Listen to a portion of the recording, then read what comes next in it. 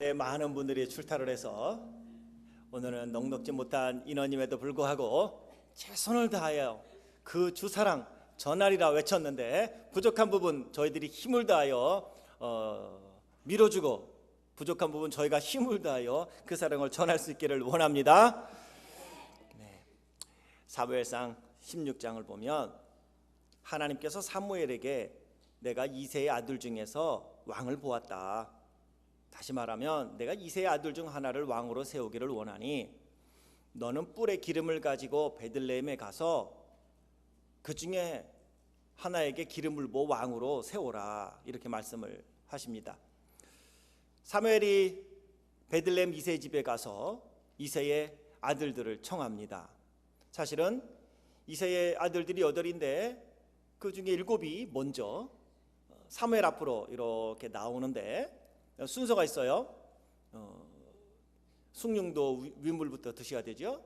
큰 형님이 엘리압이 저 사무엘 앞에 섭니다. 그때 사무엘은 엘리압을 보고 너무 기뻐서 마음에 이렇게 생각을 해요. 여호와의 기름 부으실 자가 과연 주님 앞에 있도다. 너무 멋있게 생긴 거예요. 이 정도면 왕으로 세워도 손색 없을 만큼 외적인 모습이 뛰어난 거예요. 눈도 괜찮고 키도 그렇고 모든 면에 있어서 겉으로 보기에 완벽한 거예요. 역시 여호와 일에 하나님이 예배하셨구나 생각을 하고 있을 그때에 하나님의 음성이 들립니다. 7절 얘야 내가 보는 것은 사람과 같지 아니하니 사람은 외모로 보거니와 나 여호와는 중심을 보느니라. 이 말씀을 우리는 가끔 오해를 해요. 하나님은 중심을 보시는 분이니까 외모는 아무렇게나 해도 된다고 생각을 하는데 그런 말이 아니에요. 우선순위가 마음의 중심에 있다는 거지 아무렇게나 하라는 의미가 아닙니다. 외적으로는 어떻게 행동해도 된다는 말이 아니에요. 다시 말하면 마음의 중심이 선한 사람은 마음에 쌓은 선에서 선을 낸다, 선한 말을 한다, 선한 행위를 하고 선한 일을 한다는 말이에요. 예수님이 하신 말씀이에요. 마음이 중요하다는 것이에요. 마음이 악한 사람은 마음에 쌓은 악에서 악한 말을 하고 악한 행동을 하게 된다. 마음에 무엇을 갖고 있느냐를 사람은 입술을 통하여 말하게 된다. 예수님이 이렇게 말씀하고 있어요. 아무리 겉으로는 비판하고 비난하고 욕을 하면서 속으로 나는 속은 그래도 중심은 하나님이 보시는데 하나님이 나를 아실 거예요 라고 말한다면 자기 자신을 속이는 거예요. 그리고 하나님을 속이는 거예요. 결코 마음에 은혜가 있는 사람은 입술을 통해서 그런 말 하지 않아요. 이 말씀을 잘 생각하면서 하나님은 지금 우리의 중심을 보시는데 그것이 우선이라는 것이지 삶은 막 살아도 마음 중심만 내가 하나님을 향하면 된다라는 거 아니라는 거예요. 종종 그런 거 하잖아요. 봉사하면서도 내가 못하는 거 하나님은 아시는데 내 중심을 하시고, 내가 헌금을 안 하지만 하나님은 내가 못하는 걸 아셔서 내 중심을 하시고, 내가 복음을 전하지 않지만 하나님은 내 중심을 아시기에 그분은 날 다 이해하실 거야. 이렇게 생각하는 사람을 위해서 야고보서 2장 1절부터 13절에 사람들이 구체적으로 어떻게 사람을 외모로 판단하는지를 설명하면서 사람은 눈에 보이는 돈이나 옷이나 직분이나 권력이나 소유와 같은 것으로 외모를 판단하는데 너희는 그렇게 판단하지 말라라고 말을 합니다. 판단하지 말라고 말하는 것은 우리는 모두가 그렇게 판단하고 산다는 것입니다. 우리는 하나님을 믿고 살지만 우리는 사람과 함께 삽니다. 다시 말하면 하나님이 말씀한 것처럼 사람들은 외모를 보고 판단한다는 거예요. 우리는 모두가 그래서 다 외모를 보고 판단하게 되어 있습니다. 아무리 아니라고 그래서 외모는 중요시 여겨질 수밖에 없습니다. 혹시나 학부모님들이 계시면 학교에 자녀들 선생님 만나러 갈 때 슬리퍼 끌고 대충 반바지 걸쳐 입고 있는 모습 그대로 가지 마세요. 사람들은 그래요. 있는 모습 그대로 하나님이 기뻐하니까 난 선생님을 만나러 갈 때도 있는 모습 그대로 가는 거야. 이게 난데 안 그렇습니다. 선생님은 여러분의 외모를 보고 판단해요. 그리고 그러기에 우리는 정장을 차려입고 가야 돼요. 왜냐하면 사람은 마음의 중심을 보지 못하기 때문입니다. 청와대에 가는데 슬리퍼 끌고 그러면 거기서 제일 먼저 커트시킵니다. 너 같은 거는 들어올 자격이 없어, 이렇게요. 왜? 사람은요 외모를 보고 판단해요. 아주 중요한 거예요. 그런데 중심이 흐트러져 있으면 그 사람의 외모는 처음에는 그럴싸하지만 지나고 나면 나쁜 열매가 맺히게 된다고 성경은 말씀하고 있는 겁니다. 오늘 본문에서 우리는 사사 기도원을 통해서 하나님의 판단 기준과 사람의 판단 기준이 얼마나 다른지를 우리는 볼 수가 있습니다. 우리가 사사 기도원을 생각하면 기도원과 300용사라는 단어를 떠올릴 텐데요, 성경을 자세히 읽어보면 사실 기도원과 함께 했던 사람들은 정말 용사였을까? 그 사람들이 용사 맞나? 이런 의구심이 생깁니다. 성경 어디를 보아도 300명을 용사였기 때문에 불렀다는 말씀이 없어요. 왜냐하면 용사는 싸움에 능해야 합니다. 용사는 등치도 괜찮거나 달리기를 잘하거나 아주 눈이 밝거나 순발력이 뛰어나야 용사로 뽑힐 수가 있을 텐데, 그 300용사라고 부르는 사람들을 보면 기준이 손으로 물을 움켜서 핥은 사람들이에요. 특별한 재주가 있던 사람도 아니고요, 기술이 있던 사람들이 아니에요. 숫자가 너무 많으면 미디안과 싸워 이긴 다음에 우리의 힘으로 이겼다 할까 하나님이 염려가 되어서, 아니야, 전쟁의 승리는 사람의 숫자에 있는 것이 아니지 라는 것을 알려주시기 위하여 사람을 뽑습니다. 용사를 뽑습니다. 근데 그들은 용사에 대한 자격이 성경에 하나도 있지도 않고 손으로 물을 움켜서 핥았어요. 그리고 선택됐습니다. 그럼에도 불구하고 하나님은 기드온과 택함받은 300명을 통해서 지난 7년 동안 미디안에서 고통당하고 있는, 아직도 ING 현재 진행형으로 힘들어하고 있는 이스라엘 백성들을 구원하시고요, 기드온이 사사로 있는 동안에 40년 동안 이스라엘 땅에 평안을 주십니다. 오늘 우리는 이 기드온을 통해서 하나님이 말씀하시는 바를 들으려고 합니다. 정말 하나님이 우리를 판단하시는 기준은 어디에 있을까? 사람은 외모로 판단을 한다는데 하나님은 어떻게 우리를 판단하고 우리는 어떻게 하나님 앞에 서서 믿음의 사람처럼 살 수 있을까? 기도를 통하여 말씀하시는 하나님의 음성을 오늘 두 가지로 나누어 생각해 보면서 은혜를 나누기를 원합니다. 첫 번째, 오늘 우리가 들어야 될 말씀은 성도는 자존심으로 살아서는 안 되고 자존감으로 살아야 합니다. 따라하겠습니다. 자존심이 아닌 자존감으로 살아야 합니다. 자존심이란 내가 누구인가라는 질문, Who are you? 당신 누구십니까? 라는 질문의 해답을 외적인 요소, 권력이나 재물이나 학식이나 직분과 같은 것을 통해서 다른 사람들에게 나의 존재를 인정받고 싶어하는 마음이 자존심이에요. 그래서 남들이 알아주지 않으면 뭐라고 말을 해요? 자존심이 상했다 그러는 거야. 내 자존심을 건드렸다 그러는 거예요. 누군가가 내가 갖고 있는 나를 인정해 줄 때 내가 그 인정받음으로 내 존재의 가치를 평가하는 걸 자존심이다, 이렇게 말하는 겁니다. 그래서 자존심이 강한 사람은 때로는 교만하게 보이고요, 자존심이 강한 사람은 때로는 고집스럽게 보입니다. 그래서 고집을 부리면서 자존심이 세다고 이야기하는 사람들도 우리는 종종 만나게 되는 겁니다. 반면 자존감은 자신 스스로를 귀하게 여기는 마음입니다. 자존심이 강하다고 해서 자존감도 강한 것은 아닙니다. 오히려 너는 자존심도 없냐? 라고 말하는 분은요, 자살은 할 수 있어도 자존감이 높은 사람은요 스스로 죽지 않습니다. 내가 왜 죽어? 라고 말을 하죠. 자존감이 강한 사람은요, 남들이 욕을 해도 욕하는 네 주둥이가 더럽지, 아이고 참 웃겨, 이렇게 말을 해요.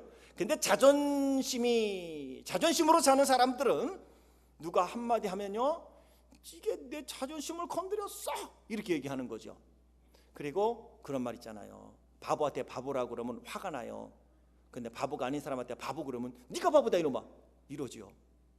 자존감이 약한 사람들은요, 자존심으로 사는 사람들은요, 누가 그 말하면요 부르륵 화를 내. 왜? 맞으니까, 바보니까, 진짜 바보니까 화나는 거예요. 그게 자존심과 자존감의 차이입니다. 자존감이 낮은 사람은요 고집을 자존심이라고 생각하고 살지만, 자존감이 높은 사람은요 넉넉함과 너그러움으로 삽니다. 자존심이 강한 사람은 부러집니다만, 자존감이 높은 사람은 타인과 더불어 살아갈 줄 압니다. 오늘 기드온의 모습을 이야기하려고 하는 거예요. 12절 보면 하나님이 기드온을 찾아갑니다. 여호와의 사자가 기드온을 찾아가서 제일 먼저 뭐라고 이야기하냐면 12절, 큰 용사여 여호와께서 너와 함께 계시도다. 근데 이게 기드온의 귀에는 안 들려요. 안 들려. 14절에 너는 가서 너의 힘으로 이스라엘을 미디안의 손에서 구원하라. 내가 너를 보낸 것이 아니냐. 근데 기드온은요 동의할 수가 없어요. 그리고 기드온은 믿을 수가 없어요. 내가 큰 용사라고? 와? 내가 큰 용사? 지나가던 강아지가 배꼽 잡고 웃겠네. 내가 큰 용사래. 이렇게 생각하고 있는 거죠. 왜? 11절을 보면요, 지금 미디안 사람들에게 7년 동안 고통을 당하는데, 추수할 때가 되면 미디안 사람들이 와서 추수한 걸 다 가져가요. 그래서 지금 미디안 사람들의 눈을 피해서 기드온이 마당에서 밀을 타작하는 게 아니고 포도주를 담고 그것에서 포도주를 만드는 포도주 틀 몰래 그 안에 숨어갖고 지금 밀을 타작하고 있는 거예요. 미디안이 볼까봐 몰래 포도주 틀에서 밀을 타작하고 있는 기드온이 무슨 큰 용사예요. 그죠? 자신의 초라한 모습을 보고 큰 용사라고 말씀하는 여호와의 사자의 말에 기드온은 동의할 수가 없었습니다. 또 14절에 보면 내 힘으로 이스라엘을 미디안의 손에서 구원하라고 하는데, 이 말 같은 소리를 해야죠. 나는 큰 용사도 아닐 뿐더러 나는 그런 능력이 없고요, 나는 이스라엘을 미디안에서 구원할 만한 힘도 없어요. 그런데 뭐 나한테 가서 하라고요?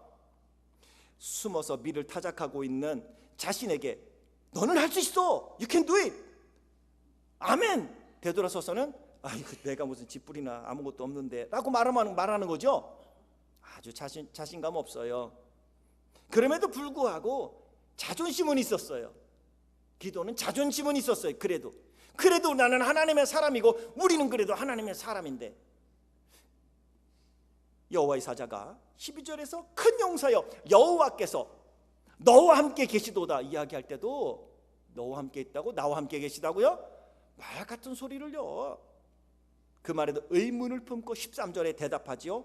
오 나의 주여 여호와께서 우리와 함께 계시면 어찌하여 이 모든 일이 우리에게 일어났나이까? 맞는 말이죠. 자존심이 센 사람들이 한 소리예요. 또 우리 조상들이 일찍이 우리에게 이르기를 여호와께서 우리를 애굽에서 올라오게 하신 것이 아니냐 한 그 모든 기적이 어디 있습니까?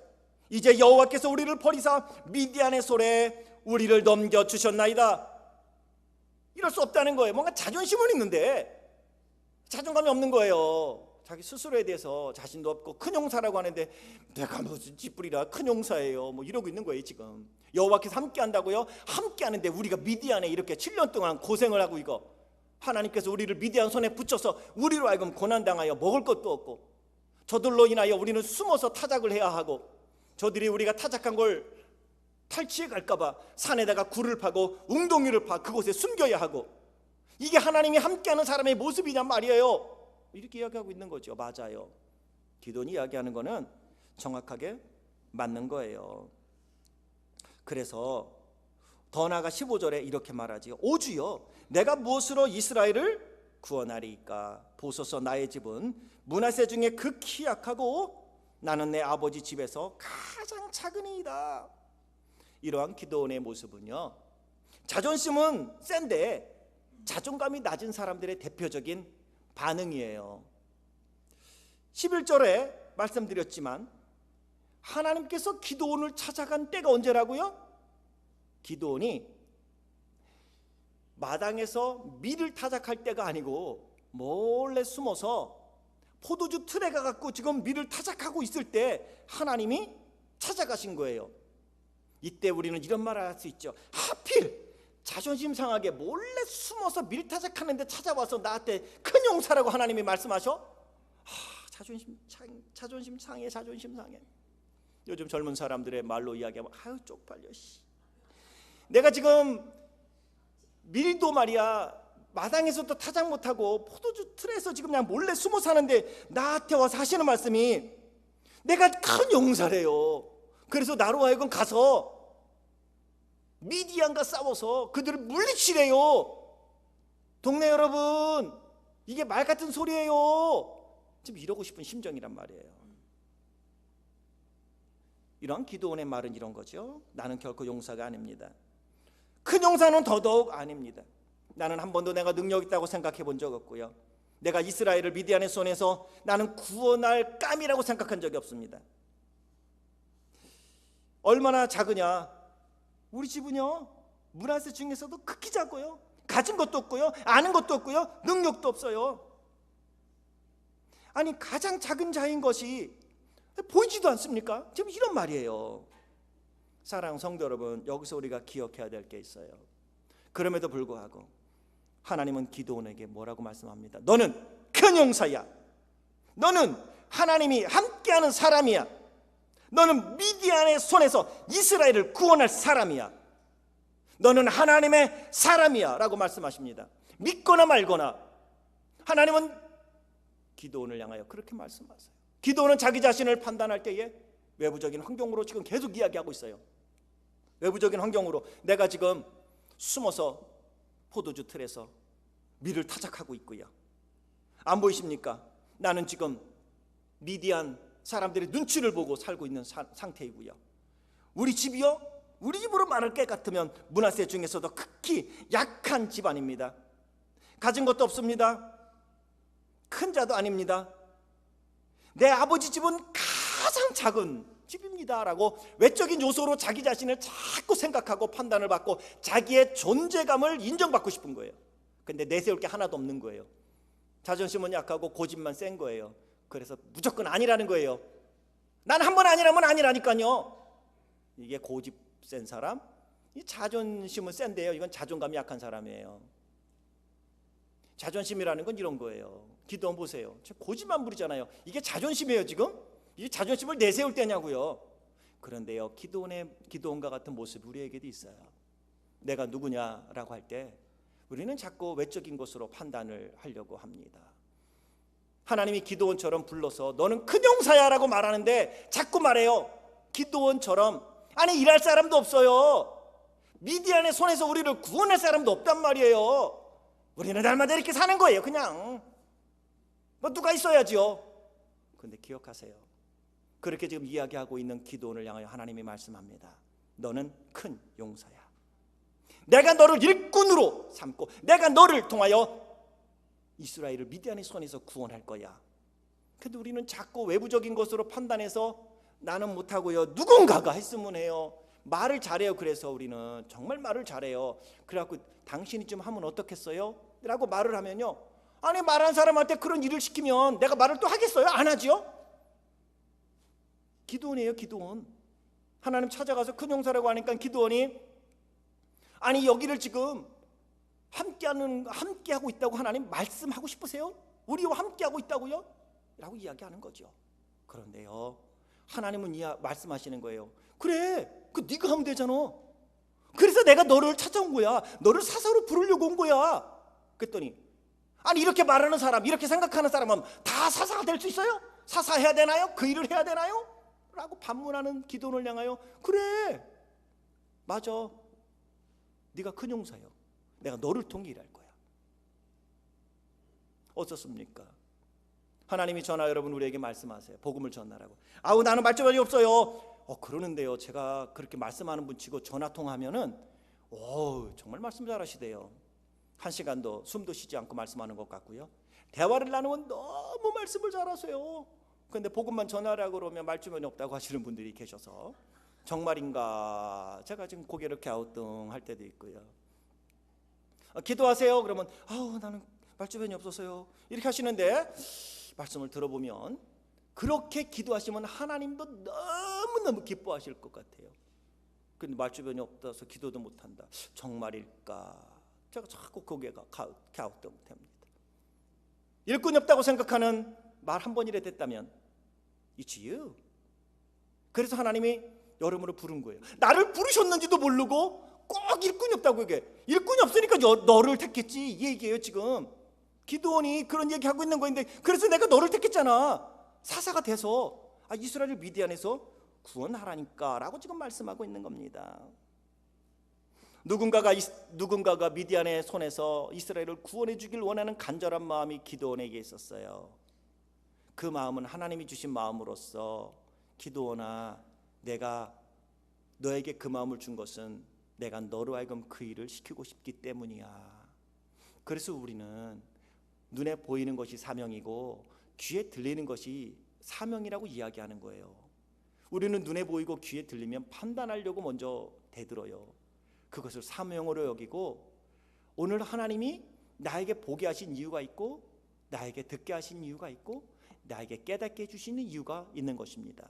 하나님이 나에게 생명을 주신 이유가 있고요, 그 하나님이 나에게 건강을 주신 이유가 있고요, 그 하나님이 나에게 재물을 주신 이유가 있고요, 그 하나님이 나의 삶에 평안을 주신 이유가 있고요, 그 하나님이 나의 자녀가 잘되게 하신 이유가 있고요, 그 하나님이 오늘 내가 이렇게 행복하게 살게 하신 이유가 있는 줄 믿습니다.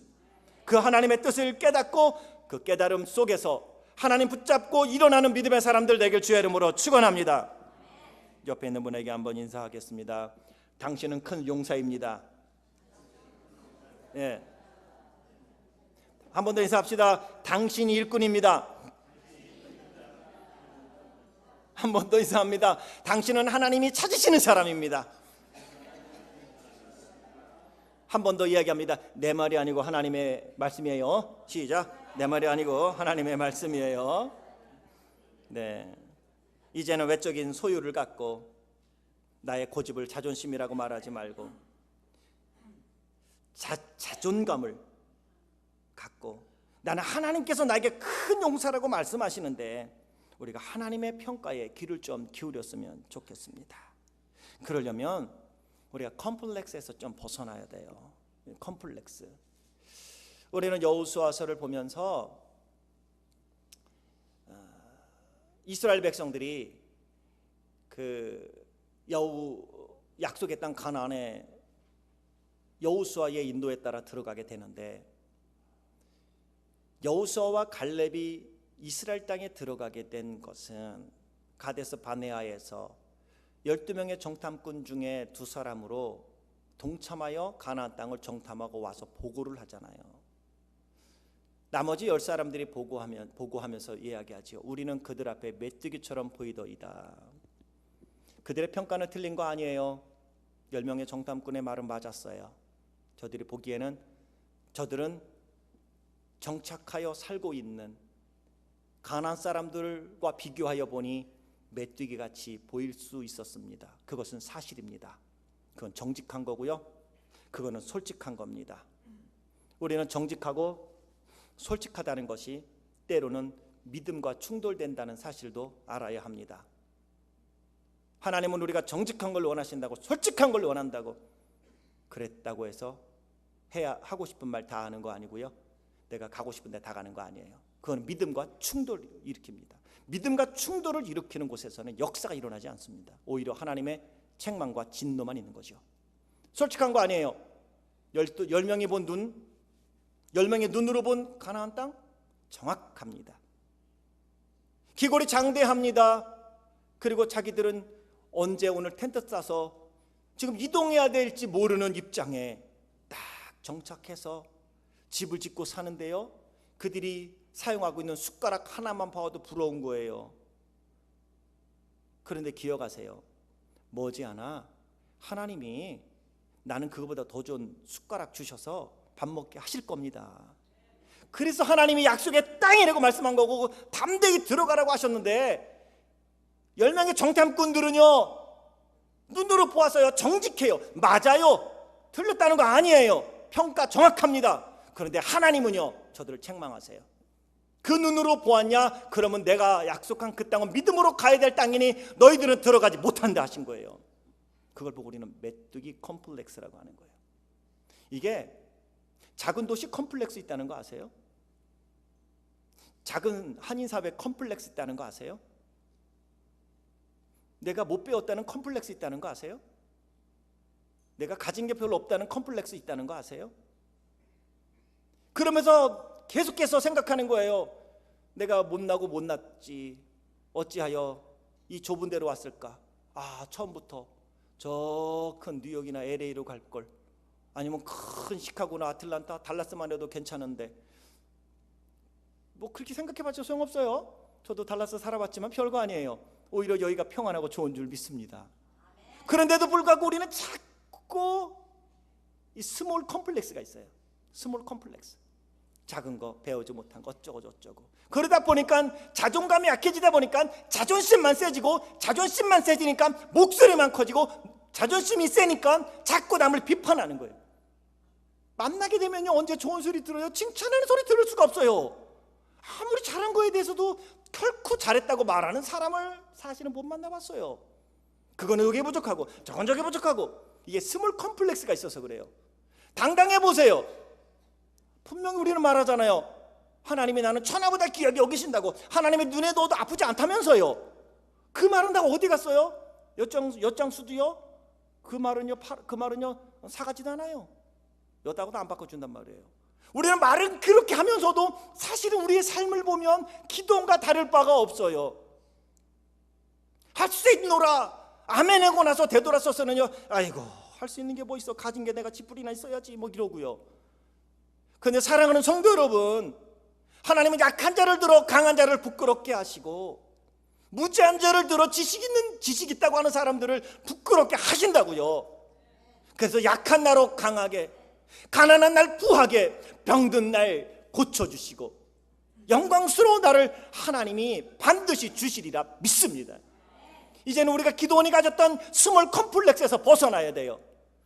거기서 벗어나지 못하니까 자꾸 자존심만 세우면서 자존심 상했다고, 자존심 망가졌다고, 자존심 건드렸다고, 그 자존심 타령하는 거는요 자꾸 외부적인 요소를 가지고 나의 존재를 받으려고 하기 때문이에요. 그런데 하나님 앞에서 내 자존감을 세우는 거예요. 하나님이 기도원에게 말씀한 것처럼 동일하게 하나님은 지금 여러분에게 말씀하세요. 너는 큰 용사야.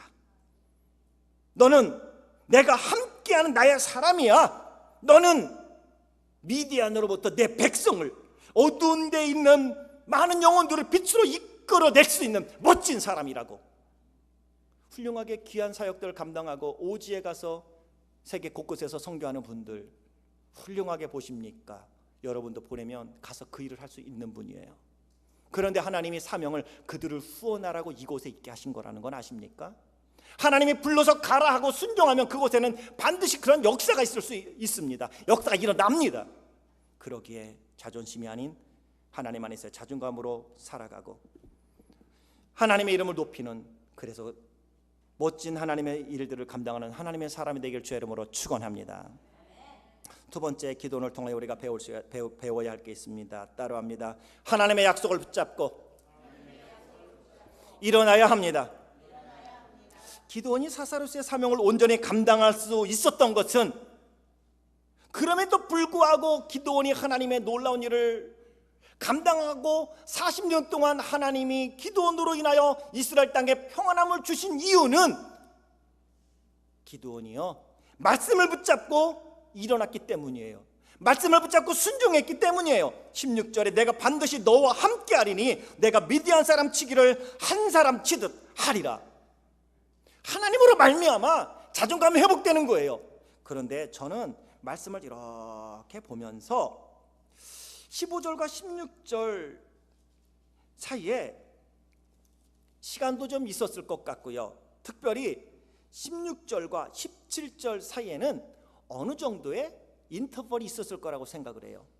인터벌이. 잘 보세요.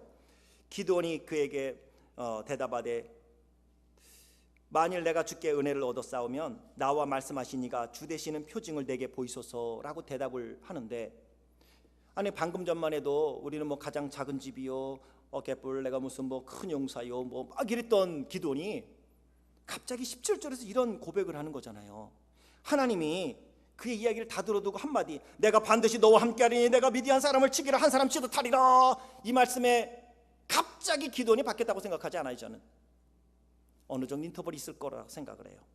분명히 그 앞에서도 큰 용사여 여호와께서 너와 함께 계시도다, 너는 가서 너의 힘으로 이스라엘을 미디안 손에서 구원하라, 내가 너를 보낸 것이 아니냐라고 얘기했을 때는 그렇게 이야기하던 기드온이 갑자기 바뀌었어요. 나는 아니었는데 하나님이 지금 말씀하시네. 내가 반드시 너와 함께하리라. 그 말씀에 꽂힌 거예요. 두 번째, 사명에 꽂혔어. 내가 미디안 사람 치기를 한 사람 치듯 하리라. 그 말씀이 그의 가슴에 박힌 거예요. 그리고 그의 마음이 움직이기 시작해요. 아닌데, 나는 내 생각에는 용사는 관두고 큰 용사는 더더욱 아닌데, 그런데 하나님 말씀하세요. 내가 반드시 너와 함께 하리니 내가 미디안 사람 치기를 한 사람 치듯 하리라. 그 말씀에 가슴에서 막 움직이는 거예요. 뭉클한 거예요. 어떻게 하면 좋지? 어떻게 하면 좋지? 내가 이런 사람이었단 말이야? 내가 이렇게 존귀한 사람이었단 말이야? 내가 미디안의 손에서 이스라엘을 구원할 수 있는 사람이란 말이야? 정말일까? 그리고 그가 결단을 하고선 하나님께 말씀드리는 거예요. 만일 내가 주께 은혜를 얻어 싸우면 나와 말씀하시니가 주 되시는 표정을 내게 보이소서. 그리고 가서 예물을 가져오고 주 앞에 드리죠. 염소 새끼 하나를 준비하고요, 무교병도 만들고요, 고기도 삶고요, 국도 퍼오고요, 그리고 그것을 여호와 앞에 올립니다.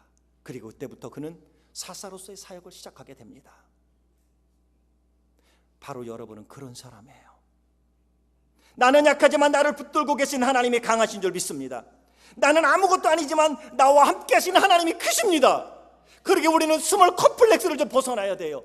그래서 이제는 서로를 인정해야 되고, 나를 통하여, 우리를 통하여 이 땅을 복음화시키고 이 땅을 구원하기를 원하는 하나님의 그 소원을 좀 품을 수 있어야 돼요. 나는 안 돼, 해본 게 없어. 제가 활마다 전도하는데 한 분이 그런 고백을 해요. 나도 처음에는 띠두르고 예수 믿으세요 하려고 했는데 입이 안 떨어져서 띠는 묻기까지는 했는데 기둥에 가서 좀 숨어 있었다고. 창피하더라는 거예요. 사람이 오니까 내가 무슨 이런 일을 갖고 기둥에 숨었었는데 어느 순간 한 번, 두 번, 세 번 복음을 전하다 보니 기쁨이 생기고 지금은 당당하게 예수 믿으세요 하는 게 자연스러워졌다고. 그때마다 기쁨이 온다고. 우리는 누구에게나 이런 스몰 컴플렉스가 다 있어요. 지식에 대한, 경험에 대한, 말씀에 대한, 믿음에 대한. 그래도 교회 안에서도 동일하잖아요. 하나님 믿는 건 똑같아요. 그런데 나 말고 네가 하래요. 자꾸 네가 믿는 하나님이 크니까. 그럼 네가 믿는 하나님하고 내가 믿는 하나님은 틀립니까? 생각해보면 그렇잖아요. 내가 믿는 하나님도 크시지만 당신이 믿는 하나님도 크십니다. 그분이 나로 하여금 보게 하시고 사명을 주시면 나는 아니지만 기드온처럼 하나님의 약속의 말씀을 붙잡고 일어나는 거예요. 그러면 하나님이 기드온처럼 사용하시는 것입니다. 기드온이 정말 하나님의 큰 용사가 될 수 있었던 것은 하나님의 말씀에 순종했기 때문입니다. 하나님의 약속의 말씀을 붙잡고 일어났기 때문입니다. 300명을 선발하는 모습도 보이지 않습니까? 싸움을 잘하는 사람? 아니었습니다. 특출한 재능을 가진 사람들 아니었습니다. 사자와 싸워 겨룰 만한 용맹한 사람들도 아니었습니다. 가문이 좋거나 학식이 좋거나 권력이 많거나 재물이 있던 사람들도 아니었습니다. 그럼에도 불구하고 이 아주 평범하고 극히 평범하고 평범한 중에도 평범한 300명이 용사가 된 것은 저들이 하나님의 약속을 붙잡고 일어나서 순종했기 때문입니다. 당신을 큰 용사라고, 하나님은 지금도 여러분이 큰 용사라고 계속 가서 말씀하시는데 자꾸만 아니라고, 인정은 받고 싶지만 자존심이 세가지고 그리고 자존감은 약해가지고 내가 뭘 그것을 그러면서도 인정받고 싶어 하니까 인정해주지 않는 이들을 향하여 자꾸 손가락질만 하는 건 아닌가요? 기드온처럼 말이죠. 이 동네는 사람이 하나도 없어. 미디안에 지금 7년째 고통을 당하고 있는데 이거를 구원할 사람이 아무도 없단 말이야. 근데 하나님이 말씀하지요. It's you. 나 말고요. 하나님은 It's you. 그때 그가 약속을 붙잡고 일어났을 때 큰 용사가 되었고 아주 극히 평범한 300명도 하나님의 약속의 말씀을 붙잡고 일어났을 때에 그들도 용사가 되었다는 사실입니다. 여러분에게 맡겨주신 직분, 그래서 하나님은 여러분에게 사명도 맡기고요, 재물도 맡겨주시고요, 명예도 맡겨주신 거예요. 그것은 여러분을 통하여 많은 영혼을 어둠에서 빛으로 미디안으로부터 구원하고자 하는 하나님의 계획이 있는 것입니다. 그러게 당당하게 담대하게 하나님의 약속을 붙잡고 일어날 수 있기를 원합니다. 일어나서 기드온처럼 그와 함께한 300명의 용사들처럼 하나님의 구원의 역사에 동참하고 하나님이 말씀하신 너는 큰 용사야 라는 사실, 지금은 아닐지 모르지만 말씀을 붙잡고 순종하여 일어나면 큰 용사가 된다니까요. 그렇게 큰 용사로 살아가 여러분 때문에 여러분이 사는 날 동안에 여러분의 가정이, 여러분의 인생이, 여러분과 함께하는 구역이, 성교회가, 교회가, 이 땅이 평안함을 누리는 기드온과 같은 멋진 인생을 큰 용사로 살아가는 제1의 모든 성도님들 되시길 주의 이름으로 축원합니다. 기도하겠습니다. 하나님 아버지,